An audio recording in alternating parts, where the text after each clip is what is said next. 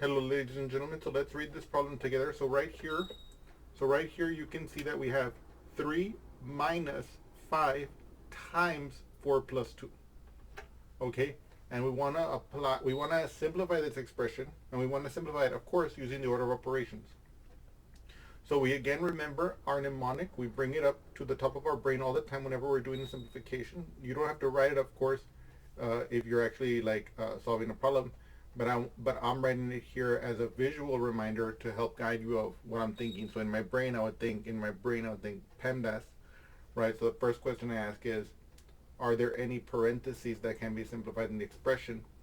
And of course you can see that we have this parenthetical expression that can be simplified.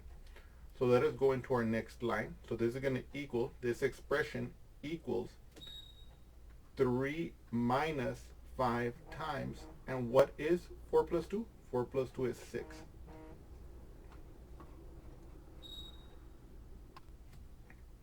So now what I want you to observe here is that I went from this original expression, 3 minus 5 times 4 plus 2, and I simplified the parentheses. I simplified what was inside of the parentheses. In the parentheses there was only this addition. There was nothing else we could do inside of it. So in this new line we have no more parentheses.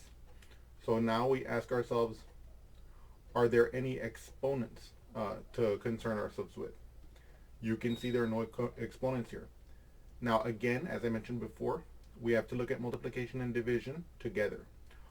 As we move from left to right in this calculation, are there any multiplications or divisions?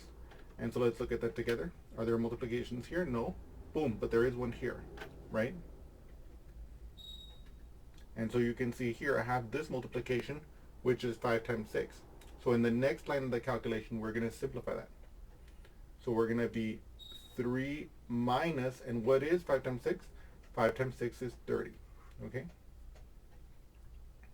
Now we ask, are there any parentheses? No. Are there any exponents? No. Are there any multiplications and divisions left? No. Are there any additions or subtractions? Yes.